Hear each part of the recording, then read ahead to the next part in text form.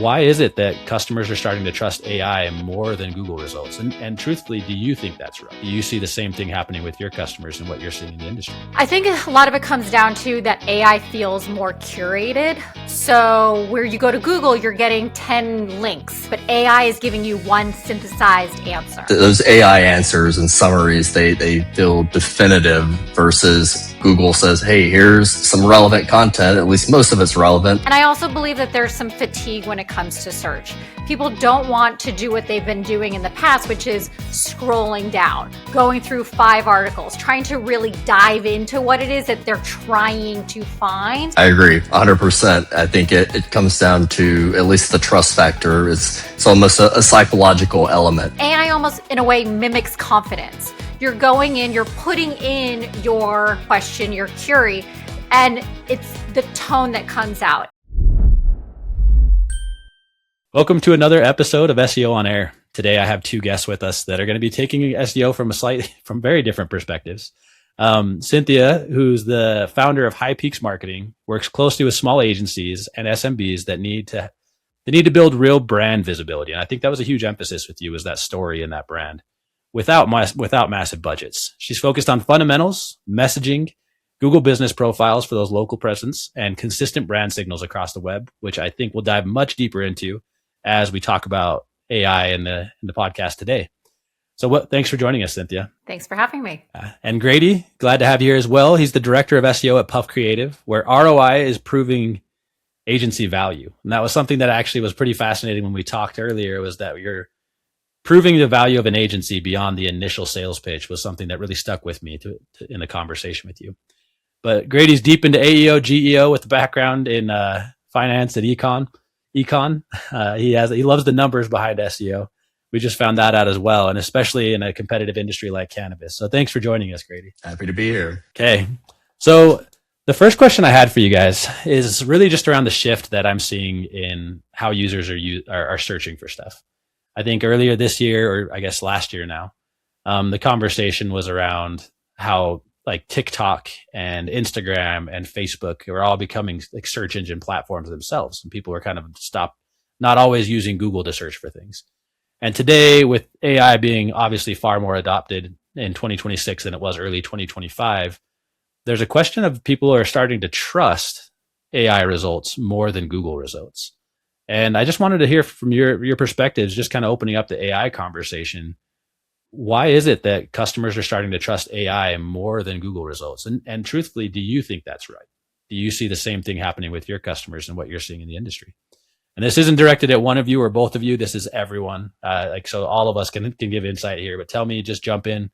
What are you seeing from your side of things? I think a lot of it comes down to that AI feels more curated. So where you go to Google, you're getting 10 links, but AI is giving you one synthesized answer. So there's this more efficient, but also authoritative nature in AI, even if it's imperfect, which we know that, what you get out is some of what's in there. And I also believe that there's some fatigue when it comes to search. People don't want to do what they've been doing in the past, which is scrolling down, going through 5 articles, trying to really dive into what it is that they're trying to find.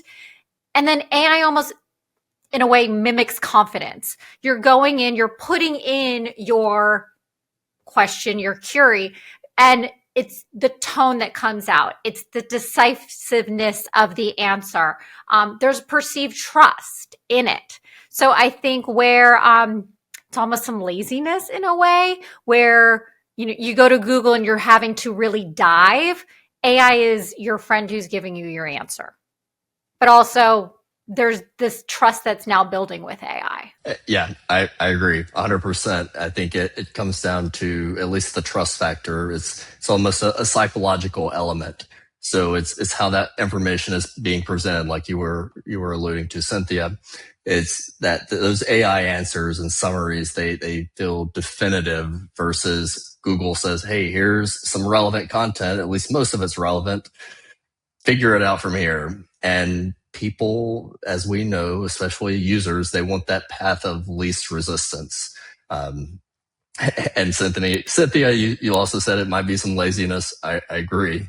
with the AI summaries versus just what you get on the standard SERPs, it's that path of least resistance. It's one less step that a user has to take. They don't have to sit there and go through 10 different links and figure out which one they feel is the most accurate or most relevant to them. They can just have someone make the decision or something make the decision for them. And that summarized certainty, it adds value, I think, for a lot of users, regardless of if they're actually fact checking or not. And I think that's a separate issue for a different conversation. Right. And then I think it's completely changed now how we look at SEO from an agency perspective. For the last 10 years, it's always been about ranking and it's been about your website. And now you're really thinking about, well, where are you being cited? How are you being referenced? What's your summarizations? And you have to have clear positioning statements and expertise. And it's also then now your social media and it's your email. It's like, my gosh, it's absolutely everything has to go into it in order, not just for your SEO, but now for AI, because AI needs to anchor to more content than typical SEO had to in the past. So, it's completely changed from an agency perspective, like how we even go in and talk about SEO. I'm glad you said that. I'm going to jump into the next question, actually, that I wanted to ask you guys, because it is very much aligned. So this is like the new era of SEO or GEO or AEO or AI SEO or whatever you want to call it. So are we just dressing up SEO with a new name? Or are we actually entering a phase where authority can't be engineered like it used to be, which is an interesting thing about like backlinks and whether or not they're trusted by LLMs and how they're going about that strategy. And if Google could be influenced through backlinks and content at scale and keyword stuffing and other things throughout the stretch, and AI is so fresh, are we able to influence AI right now the same way we once played the game with Google? And then if it is being able to be influenced, how much should customers really trust it? I'm going to bake this question into really what are you seeing? What I don't want to see is another acronym. I want to stick with SEO because I can't take another acronym. Yes. You're sticking to SEO? We're sticking with SEO no matter what it actually involves anymore. Yeah. I think for me, the AI element of SEO isn't necessarily some new era of SEO. It's just, at least I look at it like a new arm, a new facet of SEO. At the end of the day, I think those fundamentals are still going to win. Your crawlability, clarity, and just making sure you're aligning the intent of what you're putting on page to what users are searching for, or just where they want to end up and where you want them to end up too. Ultimately, I found with our clients, AI, it's still pulling from just structured, well-organized content. So back to those fundamentals, those have to be in place. Otherwise, you're kind of shooting blanks at that point. But I think there are some nuances to optimizing for LLMs. Back in the day, 10 years ago, 5 years ago, even now in some cases, you would have someone just spit out, churn 500 mediocre blog pages or just landing pages. And in my opinion, I don't think that's going to necessarily create the type of perceived authority that an LLM is going to be looking for, at least not in the way that SEOs have been using that in the past, just for your traditional search engine results. I think, too, engineering visibility, at least with LLMs, engineering that visibility is significantly more difficult, partly because we don't have a lot of insider information as to the rules. Hasn't been around long enough for there to be a ton of test cases, and everything's still changing daily, it seems. But yeah, engineering visibility is a lot more difficult than engineering rankings. In my experience, and I think most SEOs would agree, rankings, they can be sort of manipulated or gamed in a way within boundaries, but brand recognition, which is, I think, more so what an LLM is going to be looking for across multiple ecosystems, that's that's pretty hard to fake, and I'm not sure you could game that system. I completely agree. It's like in the past, we were always looking at engineering that scale. And I still completely agree with you. Fundamentals are going to matter. You need to have the technical health. You need to have the content. You've got to have a good architecture. All of that's going to be really still important. That's not going away. But I think where the shift is with this new age is it's not just like links and content and volume anymore. Like you can't fake being known with AI. You absolutely have to have, and I guess it's also at the same time, like with the new algorithm updates with SEO, it's your equity of your recognition. You're looking at your brand mentions. How important are those? Not just the backlinks, but like the weight of everything. Your consistency. I've never seen consistency be so important as it has been the last couple of years. And it's not just your website being updated, it's your social media, because that's all tied to SEO and also AI now. And it's really about these signals that you're getting from the real world. Like where are all of these pinpoints connecting? Yeah, agreed. And without that roadmap, I mean, SEO, we've got 20 years of history to know, okay, this will typically lead to that, and so on and so forth. With AI, yeah, we just don't have that information yet. So it's as an SEO, it feels very much like the wild west of those early SEO days. Exactly. Yeah. I mean, it just really matters. Like, so it's now everything, not a one thing. I'll say as a numbers guy too, like you can't really quantify much of what AI results are doing right now. Like even the companies that have produced the softwares to try to give that data are inconsistent with it due to the fact that every search is so personalized. So now you're trying to produce results for something that you can't necessarily quantify for your customer other than organic traffic coming from certain lead sources that may or may not be trackable. And so we in GA4 now, if you take an e-com client, we do have the capabilities now to also attribute revenue to AI platforms. So, I can see that ChatGPT, for instance, generated X number of dollars for this client over a certain period of time. Which, interestingly enough, across a lot of our clients, I'm seeing that trending up pretty quickly over the past few months. So curious to see how that plays out. But yes, your point stands, is there's just no way to quantify it in a way that at least I'm confident in presenting to a client and saying, hey, here's where you stand. It's not as simple as you're in position 1 for this keyword. It's, well, you kind of fall here or there, but it's for me, it feels disingenuous. Yeah, because SEO is now especially in the customer's mind. So Cynthia, I thought this was interesting as you're like, I'm sticking to SEO because I've been kind of the opinion after talking to so many agencies that your customers are not necessarily okay with SEO anymore. That they've seen the evolution of AI and the term SEO feels like it's a decade old to them. And they're like, I want GEO. And the marketing agencies are all having to. But they're all still seeing it as one thing. They're still seeing it as, it might not be search engine optimization. It's, I think, awareness optimization. So, and even like, I'm going to still say search engine optimization. Your search engine is your AI, whichever. Are you using ChatGPT or are you using Perplexity, like whichever one that you're using? How are you showing up? And I think from quantifying it, it's, are you showing up in AI answers? Like, are you doing the due diligence and what's necessary on the back end so that you even show up? Like, I have clients that 6 months ago weren't even showing up on AI.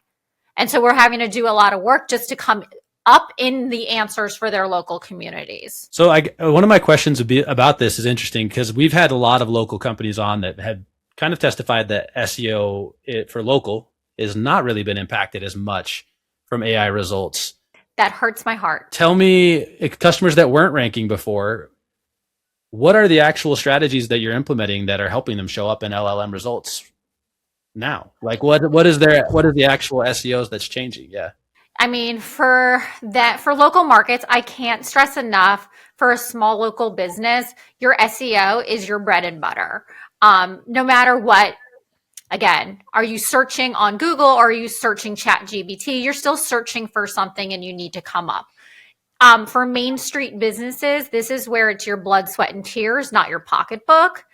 So from a marketing stack, it really makes sense to put a lot of effort into your SEO because you're looking at things like your brand footprint, expert attribution, PR mentions, Google My Business, your website, your social media. Are you using the words necessary to come up? And I think for a local business, no matter what, this is really where they need to put a lot of their equity. And by equity, it could be sweat, it could be dollars, because that's what's going to have, I think, the biggest bang for the buck for them. Before, I can keep going down in this whole path, but your meta ads are only going to be as good as your SEO too. Like everything's tied together. There's no one size fits all, and there's no one thing or the other thing. It's all tied. Yeah, I think it's like you said, everything's tied together.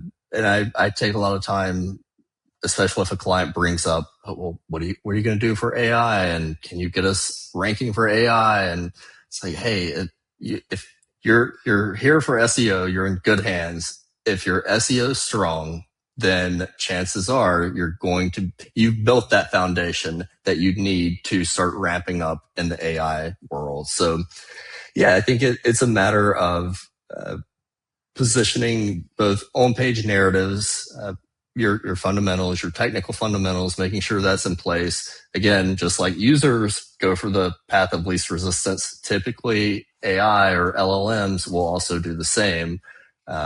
So yeah, making it as easy as possible for not only the systems to access your information, but to understand and digest that information. And that's where your structured data and technicals like that will come into play that, in my opinion, I think that can make a difference and sort of move that needle early on.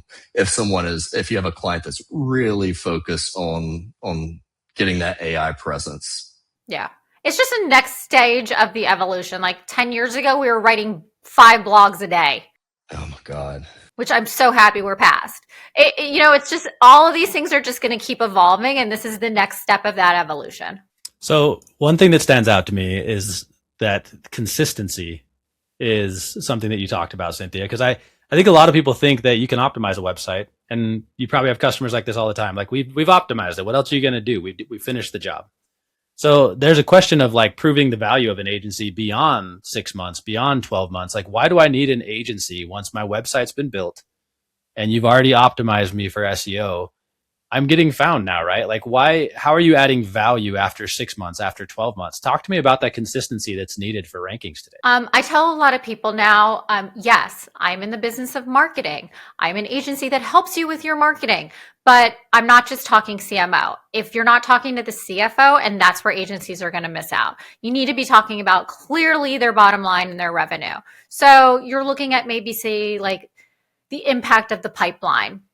And if you're with 6, 12 months, 18 months with an agency, I'm looking at things like, okay, so for example, your organic traffic may have dropped, but has revenue increased?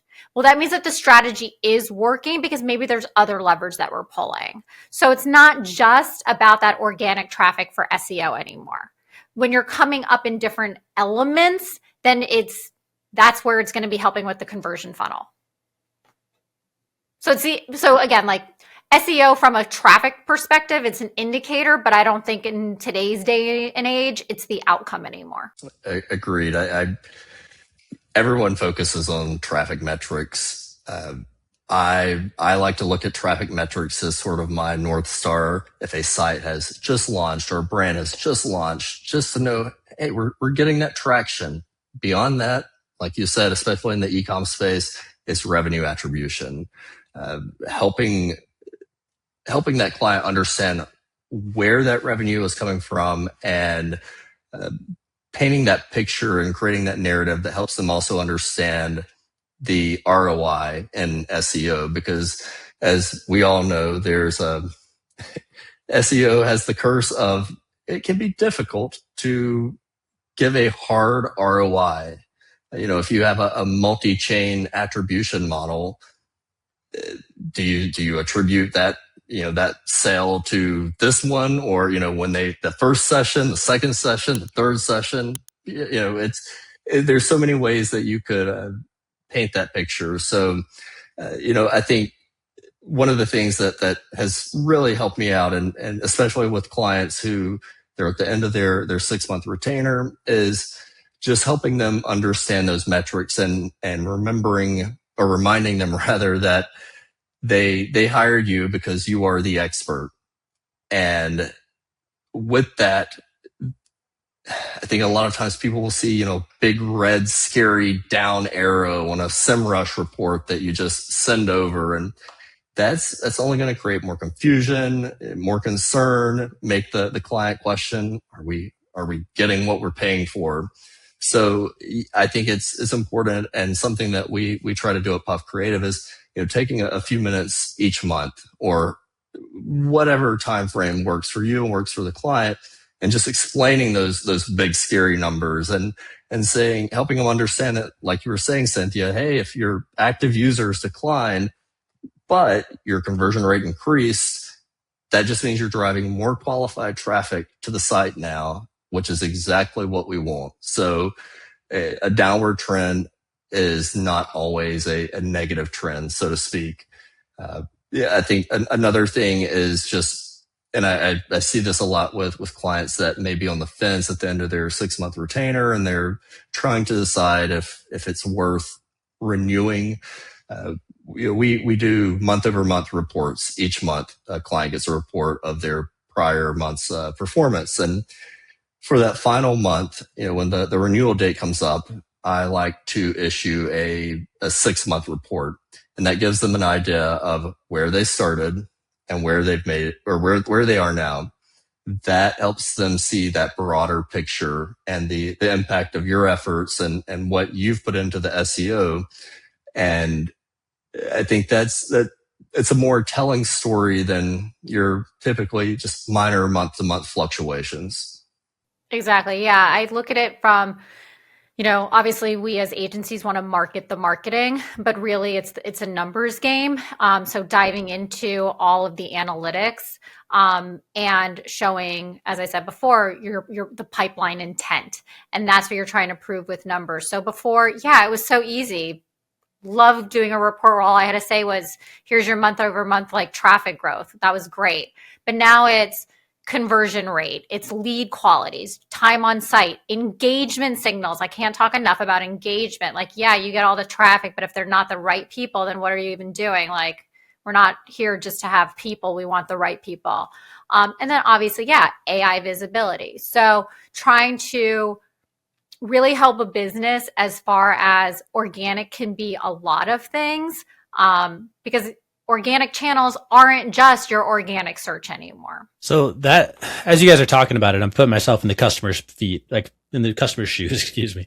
And I'm imagining what they've heard for so long was that you needed to look at certain keywords with high traffic. And that traffic is what converted into leads and revenue ultimately. And now I've heard a lot of agencies say that keywords are really not how they're going after SEO today. It's more like topic clusters and trying to make sure that they're really optimized well for the content for specific topics. But Cynthia, as you're talking about revenue, I think of the complication of communicating to a customer that hey, the keyword traffic is what we use as maybe another North Star, right? That's where we kind of set the benchmark for what could be business for you. And as that's declining, it looks like there's less business available to a customer. How are you then able to calculate, obviously you don't want to guarantee ROI, but how are you really proving to them this is going to be worth it when there's so much traffic that could be coming from alternative sources? Are you taking that into account during a proposal and trying to pitch that to the customer as well? Well, I don't think keywords are dead. It's still about the right keywords for the business. And I think long tail in particular for small businesses. You look at a small business, maybe they're selling tissues. They're never going to be able to win on tissue because Kleenex owns that market.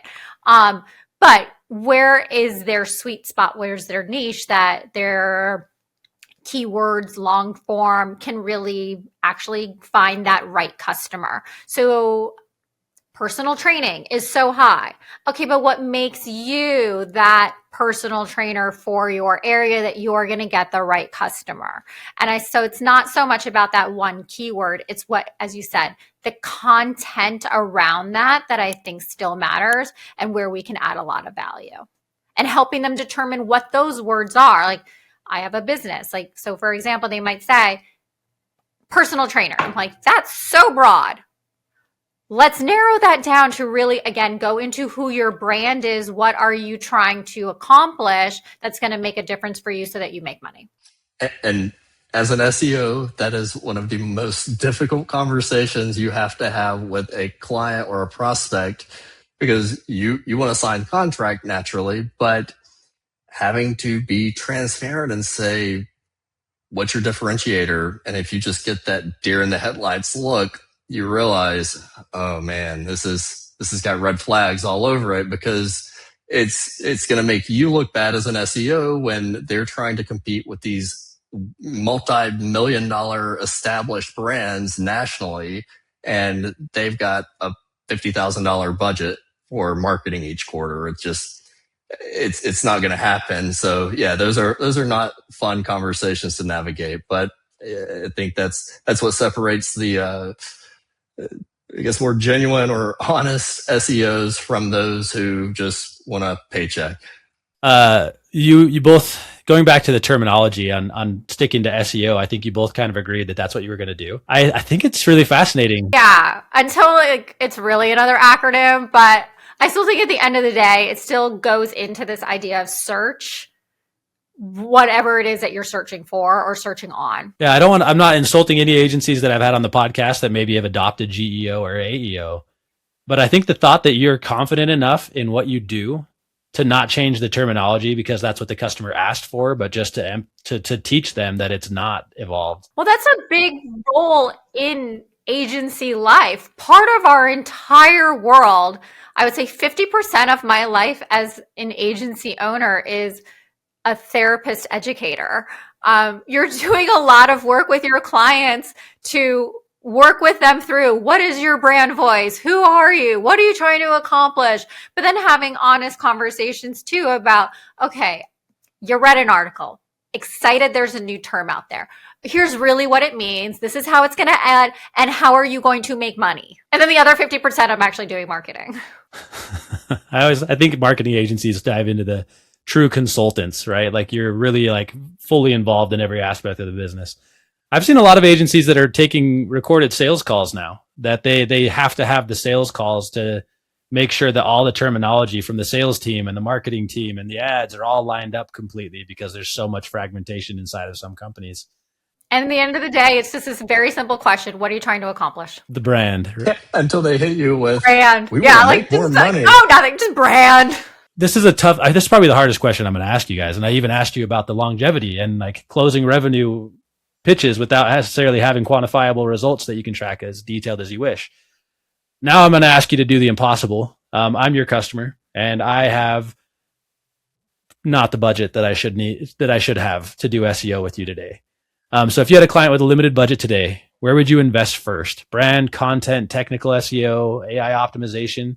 I know that this is a very broad question, but where's the biggest problem that your customers have with a limited budget? Even if they don't start with you, where do they need to start? I think for me, it's focusing on it's so tough when you have a limited budget. Focusing on technical foundation, those technical fundamentals, and pick 5, 6, 7 of your highest intent pages. Focus on those, your money pages, because if your money pages, as we call them, if those don't convert, nothing else matters. So you could be driving all of the users in the world to your site, but if that conversion rate is 0.1%, what's the purpose? You're wasting your money. Beyond that, if we still have some budget left, I would say optimizing probably just bottom of the funnel type content. I think there's a lot of focus, it's an easier lift on optimizing top of the funnel items. Like, hey, let's churn a bunch of blog content out there. But again, with a limited budget, it's not so much about that visibility. It's about converting the users that you actually get to your site and making those count and then building from there. So focusing on your core pages, those service pages, whatever content on your site is driving that revenue and driving those conversions. That's going to position you to reinvest in your website, your company, your brand, and hopefully come back a few months later with a larger budget. But I think the technical side of it being like you have to be established right in the first place. Right, because it doesn't matter how awesome the content is on your site or how much it might resonate with this user or that user.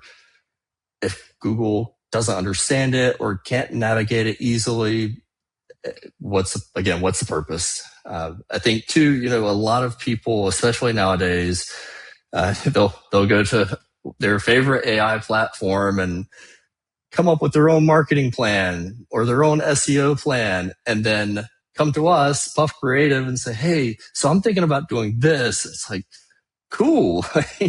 So why don't you have ChatGPT also do your SEO for you? Like, that's not quite how it works here. But yeah, I think with that, a lot of times, and I'm not saying that as a joke. We have had prospects approach us and say, this is what I'm looking for. And it is, some will even just blatantly say, this is what ChatGPT said I need to do. Can you guys do this? It's like, okay, this is red flag number 2. But yeah, I think a lot of times people get caught up in these just sort of abstract marketing campaigns and brand awareness campaigns. If you have a limited budget, you don't need to be worried about brand awareness. It's not the right time. I think you have to worry about scaling up the following that you have at that point. Again, going back to the focusing on those fundamentals, reviews, testimonials, anything that is budget friendly, Google Business Profile, open a GBP, get that going. Have everyone that is a customer or a client leave reviews if it makes sense. I'm not saying spam the system, but that can drive so much awareness that at the end of the day, it's free. It's free. Why wouldn't you? Then people they'll get caught up on backlinks too. Weekly, I hear hey, how I'm going to jump in here. I want to tie it into something that Cynthia said too about that consistency of work.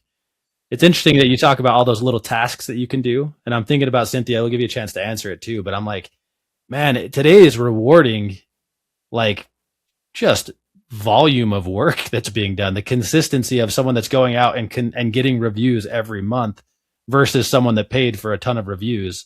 And it's almost bringing about the natural work, the natural. Big Brother knows when they're fake. Well, I've seen some weird, shady strategies for driving like fake traffic to the physical location through geo phone groups and other crazy things that are going on with local. But Cynthia, from your perspective, it's tying into what Grady said as well, like technical SEO, the brand, like what do you do for a customer that has I don't want to give like a number to it, but I work with startups and small businesses. None of my clients have big budgets. This is my bread and butter, not having budget. I said it before, blood, sweat, and tears. There's a lot that you can do that doesn't cost a lot of money. Number one, as Grady said, your technical foundation. Like if your site is slow and messy, if it's unstructured, nothing's going to be efficient. So you need to have an efficient website and technical like your social media has to be set up. Your Google My Business profile has to be set up. Like you need the technical foundation. Without that technical foundation, everything you build on top of it isn't going to be worth whatever it is that you put into it, budget wise or blood, sweat, and tears.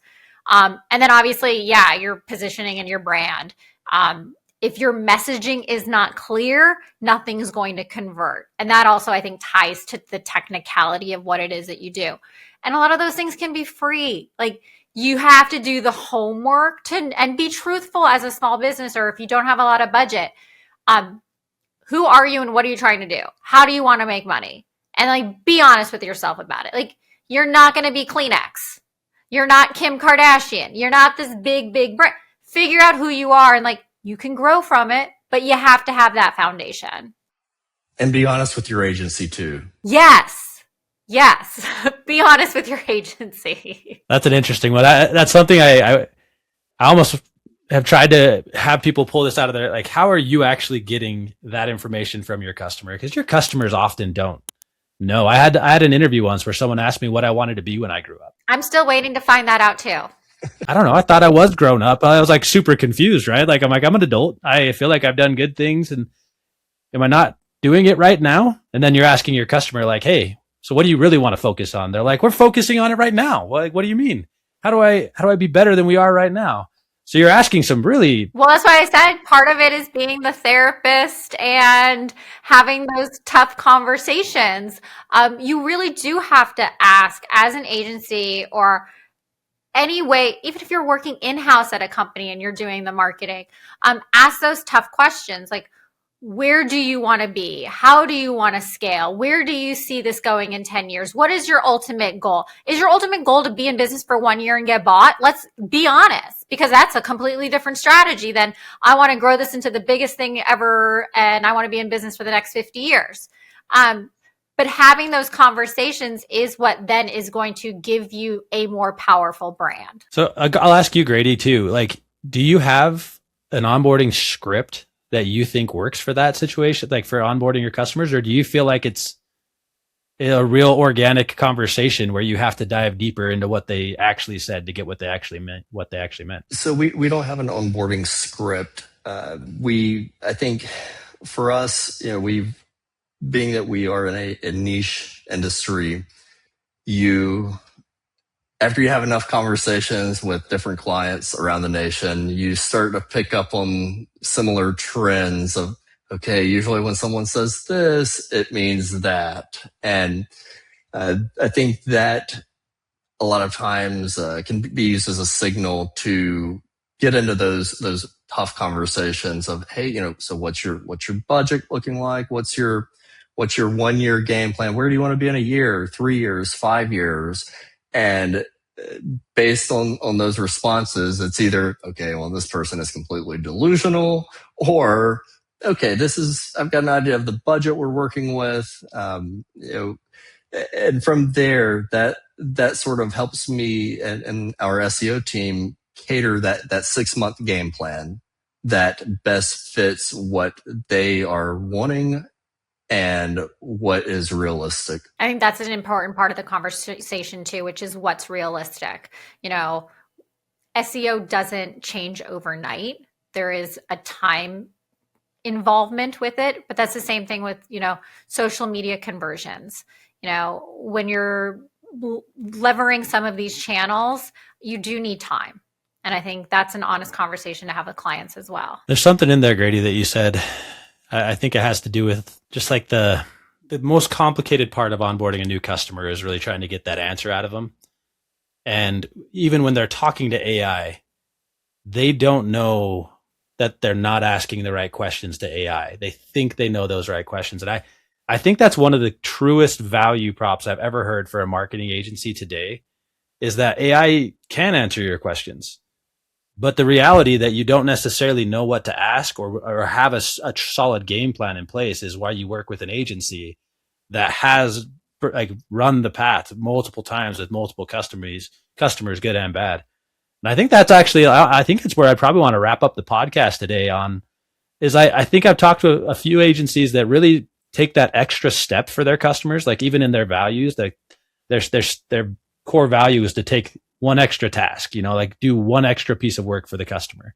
And I think that's what sets an agency so much apart from a company that's trying to do it on their own, is that knowledge of where to take that next step instead of just being a step behind everybody else. Because doing your SEO the way that AI plans it means that you've done it the way that AI has been trained based on everyone else's stuff.